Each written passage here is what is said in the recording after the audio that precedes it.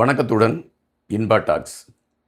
இன்றைக்கி நம்ம ரெண்டு முக்கியமான விஷயங்களை மையப்படுத்தி தான் பேச இருக்கிறோம். ஒன்று அனுரா அவர்கள் இந்த வருட இறுதிக்குள் முக்கியமான புள்ளிகள் கைது செய்து சிறையில் அடைக்கப்படுவார்கள் என்கின்ற ஒரு கருத்தை பதிவிட்டிருக்கிறாரு. அது யாரை மையப்படுத்தி சொல்லியிருக்கிறார் என்கின்ற ஒரு கேள்வி எழும்புகிறது. ரெண்டாவது ஒரு பிரச்சனை என்னன்னு பார்த்தீங்கன்னா, பேரறிவாளன், அதாவது அவர் வழக்கறிஞருக்கான படிப்பை முடித்து சென்னை உச்ச நீதிமன்றத்தில் போய் அந்த வழக்கறிஞராக சேர்வதற்கான ஒரு களத்தை அவர் எடுத்திருக்கிறார். அவருக்கு காங்கிரஸ் சார்பில் கடுமையான எதிர்ப்பு தெரிவிக்கப்பட்டிருக்கிறது. எப்படி இவருக்கான ஒரு அனுமதி கொடுக்கப்பட்டது, இதை உடனடியாக ரத்து செய்ய வேண்டும் என்ற ஒரு கோரிக்கை எழும்பி இருக்கின்றன. இந்த காணொலியில் நம்ம இது ரெண்டையும் மையப்படுத்திய சில விஷயங்களை தான் பார்க்க இருக்கிறோம். முதல்ல பார்த்திங்கன்னா, அனுரா அவர்களுடைய அந்த மே தின உரையில் அனுரா அவர்கள் எடுத்து வைத்திருக்கக்கூடிய கருத்து சராசரியாக உழைக்கக்கூடிய அந்த வர்க்க மக்களுக்கு அவர் கொடுக்கக்கூடிய ஒரு ஊட்டச்சத்தாக அவருடைய பேச்சை எடுத்துக்கொள்ளலாமா, அல்லது ஒட்டுமொத்தமான ஒரு மாற்றத்திற்கான அரசியல் களத்தை அவர் கையில் எடுத்திருக்கிறார் என்பதை இந்த சமயத்தில் அவர் வெளியே சொல்லி இருக்கிறாரா? இந்த இரண்டு கேள்விகள் மனதிற்குள் எழும்பியிருக்கின்றன. எனவே இந்த காணொலியை கடைசி வரை பாருங்கள். உங்களுடைய நண்பர்களுக்கும் அல்லது புதிதாக வரக்கூடியவர்கள் எங்களுடைய இந்த வலையொலியை நீங்கள் பகிர்ந்தளித்து உங்களுடைய நண்பர்களுக்கும் இதை தெரிவிங்கள்.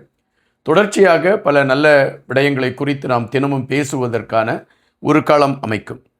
இன்று பார்த்திங்கன்னா, நுவரேலியா என்கின்ற பகுதியில் அரசு சார்பில் மே தின விழா நடைபெற்றது.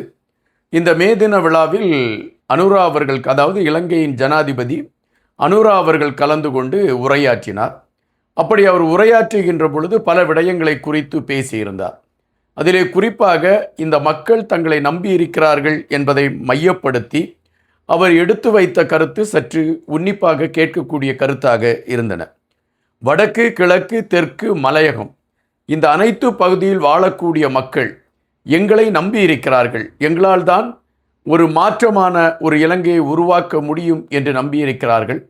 அதனால்தான் அவருடைய வாக்குகள் எங்களுக்கு பெருவாரியாக விழுந்திருக்கிறது.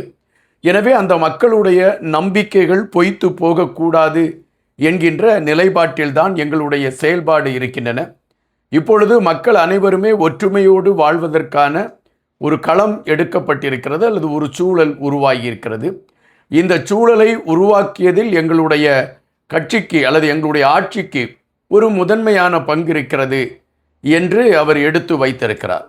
அதுபோல டித்வா புயல் தாக்கிய பொழுது பெருந்தோட்டத்துறை பகுதிகளிலே பெரும் பாதிப்பு ஏற்பட்டது. விவசாய நிலங்கள் அழிக்கப்பட்டன, விவசாயிகளுடைய வாழ்வாதாரங்கள் சிதைக்கப்பட்டது. அந்த சூழலில் நாங்கள் நிவாரணங்களை வழங்கி அந்த மக்கள் பாதுகாப்பாக இருக்க வேண்டும், அவருடைய வாழ்க்கையிலே அவர்கள் எந்தவித இக்கட்டுகளையும் சந்தித்துவிடக்கூடாது என்பதில் எங்களுடைய அரசு மிக தெளிவாக இருந்து அதற்கான களங்களை எடுத்திருந்தது என்பதை நீங்கள் அறிந்திருப்பீர்கள் என்ற செய்தியை அவர் எடுத்து வைத்தார். இன்னொரு செய்தியும் அவர் பிரதானமாக எடுத்து வைத்தார். அந்த செய்தி தமிழ் மொழி விரிவுரையாளர்கள் அல்லது தமிழ் மொழிக்கான ஆசிரியர்கள் கிடைப்பதில் மிகப்பெரிய பற்றாக்குறை ஏற்பட்டு இருக்கின்றன. எனவேதான் தமிழ் சார்ந்த பள்ளிக்கூடங்கள், தமிழை கற்றுவிக்கக்கூடிய பள்ளிக்கூடங்கள், இவைகளை செயல்படுத்துவதற்கான ஒரு களம் தடுமாற்றத்தை நோக்கி நகர்ந்து கொண்டிருக்கிறது. தற்பொழுது கல்வித்துறையை பொறுத்த மட்டில் தமிழ் ஆசிரியர்களை தேர்ந்தெடுப்பதற்கான களங்கள் முடுக்கிவிடப்பட்டிருக்கிறது. அப்படி தமிழ் ஆசிரியர்கள் தேர்ந்தெடுக்கக்கூடிய பட்சத்தில் தமிழ் சார்ந்த படிப்பிற்கான ஒரு அடையாளத்தை உருவாக்கி கொடுப்பதில் நாங்கள் தீவிரமான கவனம் எடுத்து செயல்படுவோம் என்று அவர் உறுதி கூறியிருக்கிறார். எனவே இவைகள் அனைத்துமே தான் தற்பொழுது எடுத்திருக்கக்கூடிய நகர்வுகளை மையப்படுத்தி அனுரா அவர்கள் எடுத்து வைத்திருக்கக்கூடிய களம். அதுபோல் நாங்கள் உழைப்பாளர்களாக இருந்துதான் இந்த பதவிக்கு வந்திருக்கின்றோம். எனவே இந்த உழைப்பாளர்களுக்கு என்ன செய்ய வேண்டும் என்பது எங்களுடைய ஆட்சியிலே செய்திருக்கிறோம் என்று அனுரா அவர்கள் எடுத்து வைக்கிறார். இதற்கு சஜித் பிரேமதாஸ் அவர்கள் இன்னொரு இடத்தில் பேசுகின்ற பொழுது உழைப்பாளர்களுக்கு எதிரான ஆட்சி அனுரா அவர்களுடைய ஆட்சி என்று அவர் விமர்சனம் வைக்கின்றார்.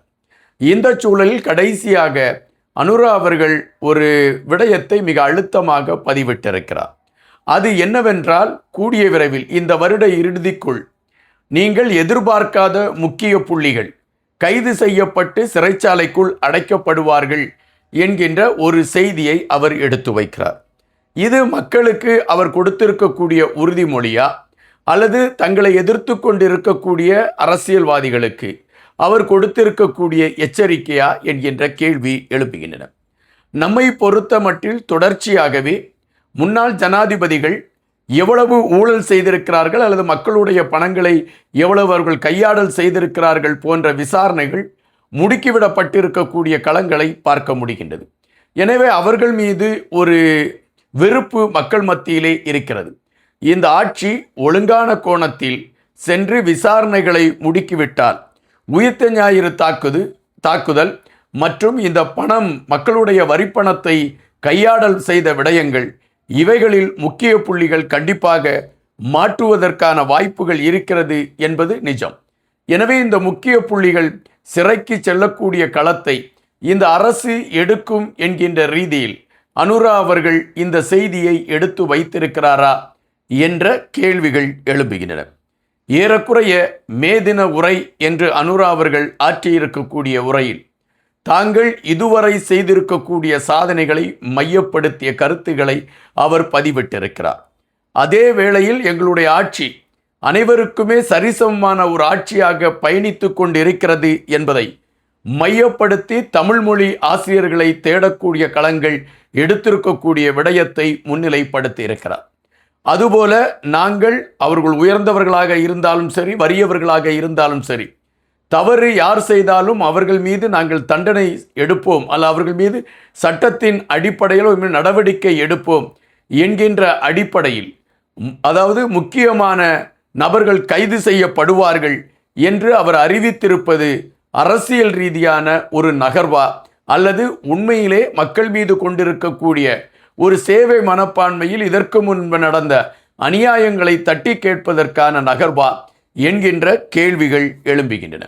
இன்றைய இந்த அனுரா அவர்களுடைய அந்த உரை ஒரு அதிர்வான உரையா என்கின்றதை விட அனுரா அவர்கள் அடுத்த நகர்வை நோக்கி நகர்ந்திருக்கிறார் என்பதாகத்தான் அந்த உரையை மையப்படுத்தி நாம் அறிய வேண்டியதாக இருக்கின்றது.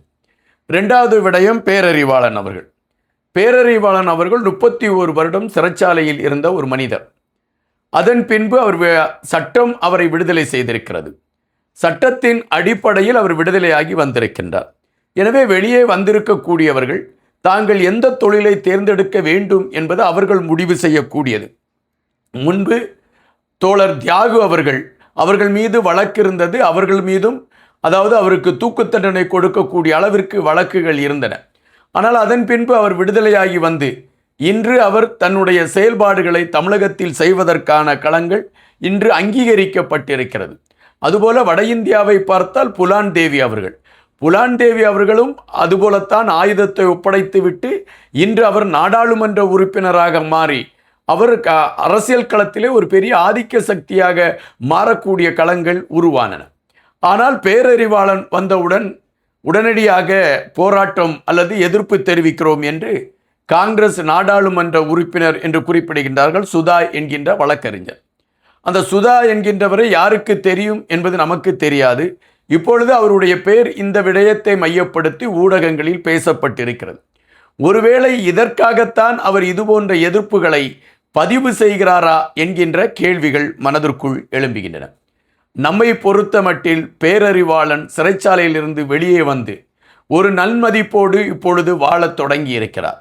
அவருடைய தொழிலை அவர் தேர்ந்தெடுக்க வேண்டும்.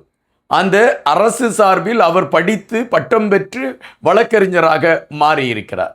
இதற்கு எதிர்ப்பு தெரிவிப்பது என்பது பைத்தியக்காரத்தனம் என்பதை விட காங்கிரஸ் மேலும் மேலும் தன்னை அழித்து கொள்வதற்கான நடவடிக்கைகளை எடுத்துக்கொண்டு இருக்கிறது என்பதாகத்தான் பார்க்க முடிகின்றது. தற்பொழுது இந்த நாட்டில் எவ்வளவோ பிரச்சனைகள் இருக்கக்கூடிய சூழலில் ஒரு மனிதன் தன்னுடைய வாழ்வியலை முன்னேற்றத்திற்கு கொண்டு செல்வதற்கான முயற்சிகளை எடுக்கக்கூடிய அந்த நேரத்தில் இதுபோன்ற தருதலைகள் எடுத்து வைக்கக்கூடிய கருத்துகள் சற்று வருத்தமான ஒன்றாகவே இருக்கிறது என்பதுதான் நிஜம். பேரறிவாளன் அவர்கள் வழக்கறிஞராக சென்னை உயர்நீதிமன்றத்தில் அவர் வழக்கறிஞராக செயல்பட வேண்டும் என்பதுதான் பெரும்பாலான தமிழ் நெஞ்சங்கள் விரும்பக்கூடிய ஒன்றாக இருக்கிறது. காரணம், அவ்வளவு இன்னல்களை அந்த 31 வருடம் அவர் சந்தித்திருக்கிறார் என்பதை நாம் இங்கு பதிவு செய்ய வேண்டியதாக இருக்கின்றன. நன்றியுடன் இன்பா.